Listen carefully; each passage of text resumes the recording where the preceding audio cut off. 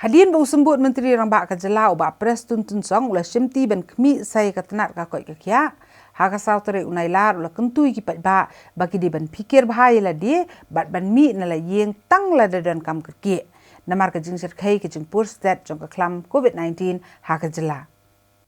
Habai keren bikilat patai kubor Menteri ulang ba kajing long jing man ke bamenta kalong ke ba ima bah kam tam haba pet ya kajing ibit jing pang jong kibriu kam sim lahiar nadu ubenai ubala letno hakaba kinong ye bet jingpang kilakot daka sanspa andru pho sanspa nyo pho ngut hakasisngi bat kibayap kikot de kisipho ngut sisngi namar kani Menteri ula kentui kipat ba bakin sumar bat pikir bahaya la dia daka babut renti ki kendon ki bala bu daka sarkar nalor ban pendap ru ye kejing ai injek kenang ba ka klam kanum yu alat shu ban sapriang habakeli Menteri ong ba ka jingkeli ban penteri kambiang ya ka jingkhang dam ni ka lockdown kampat mi satya menta watla ka jinglong jingman ha ka jela kamlong satya ka babiang upentep bana kaliang ka jong unsale homework ba halor kani ka kam bat shen unsa khot ikila patai kubor ban batai gisin jam ba unsa shim kum Menteri ka tanat ka koi ka khia ubatmai habakli ya kasin lenshop balai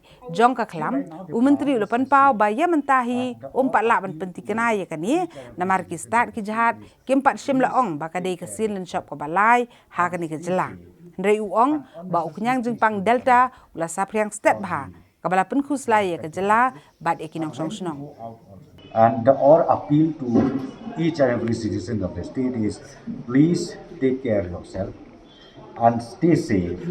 And unnecessarily, please don't come out from your respective houses.